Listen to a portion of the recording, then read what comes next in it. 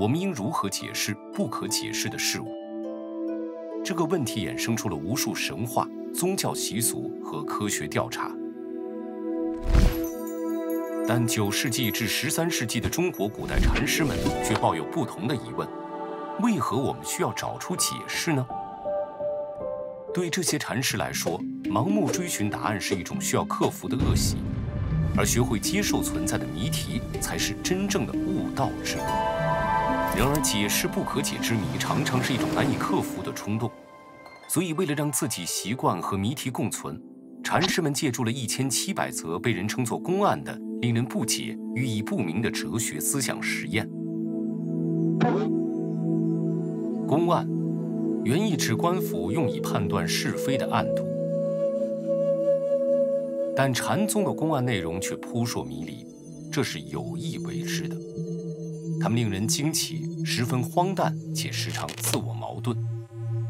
表面上，一则公案似乎意指某条禅宗清规，例如放下执念、避免二元对立的思维和了解自己真正的佛性等等。但把这些教育通过不合逻辑的小故事呈现，它们就变成了一个个测试，让禅师们习得与迷惘和矛盾共存的方法。冥想中的禅师们分析公案时，便能同时内化和实践佛的教诲。假以时日，他们能学会放下对唯一的真理的追寻，抵达开悟的境界。由于公案本来就不可解释，我们不应该尝试着自己解读这些故事，而应如从古至今的无数禅师一般，我们可以一起为他们绞尽脑汁，研究他们到底是多么难以被简单的诠释。比如这个描述破我执的公案。坦山禅师与一位僧人出游时，走过一条泥泞路，碰到了一名美貌的旅人，正因为无法跨过小路而烦恼。坦山礼貌地伸出援手，将旅人背过了泥泞路，然后默默地把他放了下来。一旁的朋友很吃惊，根据佛教清规，僧人不可近女色，更不可触碰貌美的陌生人。又走了几里路，朋友才忍不住说道：“你怎么能就这样把他背过去呢？”坦山笑道：“我早就把他放下了，你还背着吗？”如同其他公案一样，这个故事也有着多种诠释。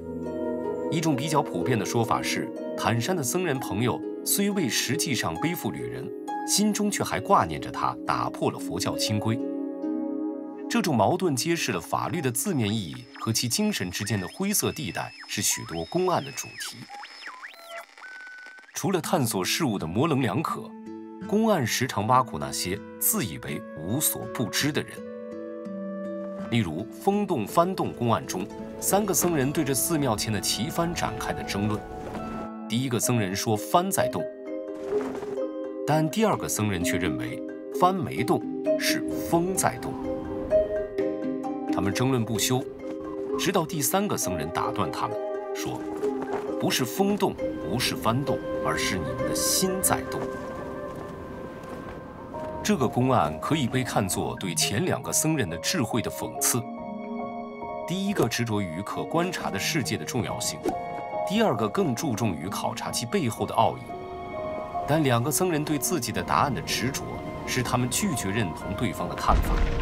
如此，他们违反了佛教的根本理念，摒除二元对立的思维。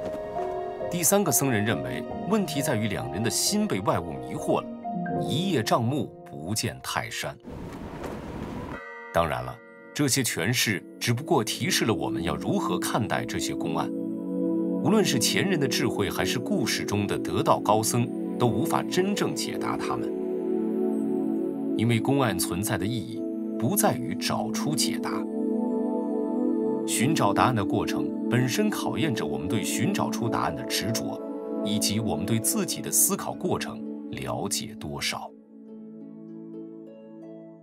通过观看这些视频，不断拓宽您的思路，订阅我们的频道，这样您就不会错过学习新事物的机会。